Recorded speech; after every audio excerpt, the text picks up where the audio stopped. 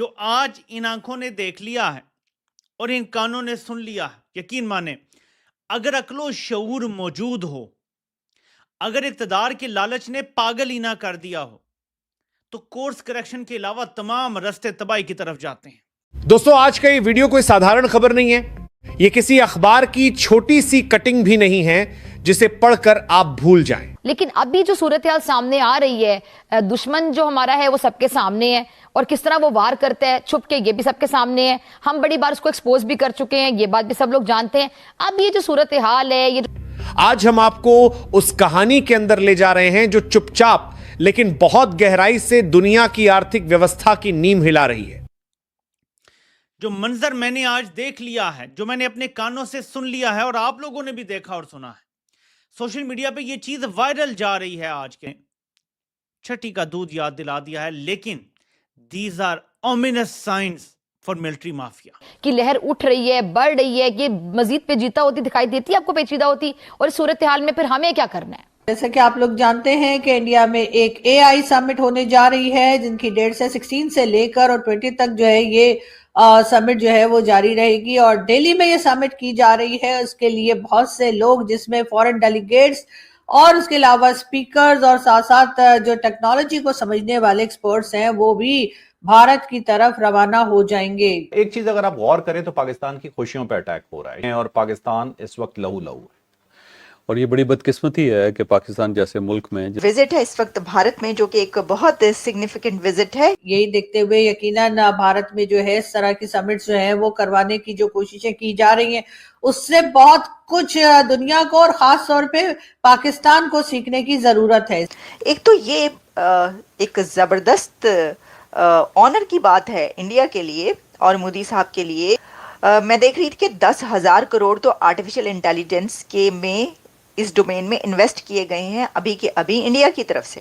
हिलाली साहब का ऐलान करके कोई अच्छा फैसला किया, क्योंकि उससे तो तासुर ये मिल रहा है कि इस हुकूमत को उन्होंने और मजबूत कर दिया है, तभी वो बबांगे दौल अब बड़े बड़े आम फैसले करने के लिए मजबूत दिखाई दे रही है।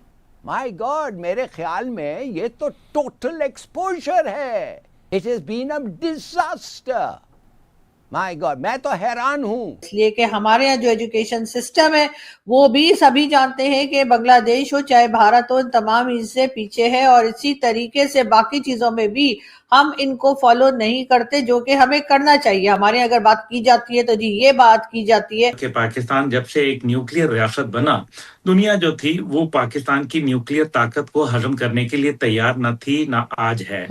कि जी भारत ने अपना डिफेंस बजट बढ़ा दिया है, लेकिन भारत में और क्या कुछ काम हो रहा है इस बारे में हमारे लोग ना तो बात करना चाहते हैं और ना ही बात करते हैं और शायद इतनी नॉलेज भी नहीं रखते जो कि होना चाहिए। मैं तो जब हुकूमत की तकरीबात में जाती हूँ तो वहां पर तो सुनती हूँ कि वो जो हम डिफॉल्ट की बातें कर रहे थे उसको हमने रोका, अब माशी इस्तेहकाम आ रहा है, अब ग्रोथ का सफर शुरू हो चुका है। लेकिन इसके बावजूद तमाम तर कोशिशों के बावजूद बरामदात में इजाफा नहीं हो पा रहा है। यकीनन आप देखिए कि आपके पड़ोसी मुल्क में किस तरह से टेक्नोलॉजीज के ऊपर बात की जा रही है, समिट्स की जा रही है, वो लोग दुनिया में आगे की तरफ बढ़ रहे हैं।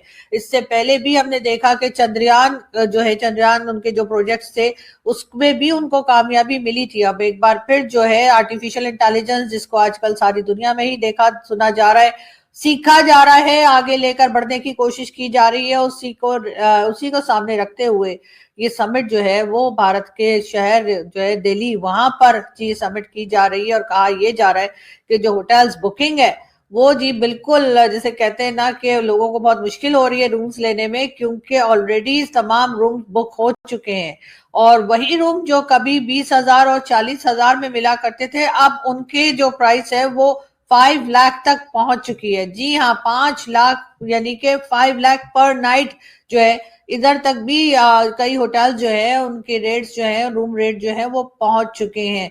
यकीनन भारत को इससे इस समिट से बहुत फायदा होगा। एक तरफ तो उनके लोग, उनके स्टूडेंट्स जो है इन चीजों को सीख सकेंगे, उसके लिए बात कर सकेंगे, आगे की तरफ बढ़ सकेंगे दुनिया के साथ कदम मिलाकर। उसी के साथ साथ अगर हम इकोनॉमी की बात करते हैं, हमारे यहाँ अगर हम फाइनेंस की बात करते हैं, तो उसमें भी भारत को इस तरह की जो समिट्स होती हैं उससे बहुत फायदा होता है, क्योंकि कहा यही जा रहा है के रूम्स जो हैं वो ऑलरेडी तमाम के तमाम बुक हो चुके हैं, जबकि उनके रेट जो है बहुत हाई हैं। इसके बावजूद मैं तो जब हुकूमती तकरीबात में जाती हूँ तो वहां पर तो सुनती हूँ कि वो जो हम डिफॉल्ट की बातें कर रहे थे उसको हमने रोका, अब माशी इस्तेहकाम आ रहा है, अब ग्रोथ का सफर शुरू हो चुका है। लेकिन इसके बावजूद जो बिजनेसमैन है वो खुश नहीं है, कारोबारी तबका बहुत ही ज्यादा डिस्ट्रेस नजर आ रहा है। क्या वजह है सर इसकी? आपका कंपेटिटर कौन है?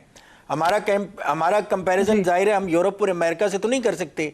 इस वक्त हम जिस रीजन में रहते हैं, वियतनाम है, चाइना है, बांग्लादेश है, इंडिया है, इन लोगों से अगर हमारा कंपैरिजन आपने करना है, अपनी एक्सपोर्ट को इनके साथ अगर कंपैरिजन करना है तो इनके आप पैरामीटर देखें, इनकी ईज ऑफ डूइंग बिजनेस देखें, और ये सारी चीज़ों को अगर आप कंपाइल करेंगी तो जाहिर है आपको पता लगेगा कि हमारे यहाँ जो लेवल प्लेइंग फील्ड जो है हमारे बिजनेसमैन को नहीं दी जा रही। हमारे बैंक सर कोई नंबर्स आप मुझे दे सकते हैं कि कितने लोग हैं जो इस वक्त कोयटा से अपने कारोबार को बंद करके माइग्रेट हो गए?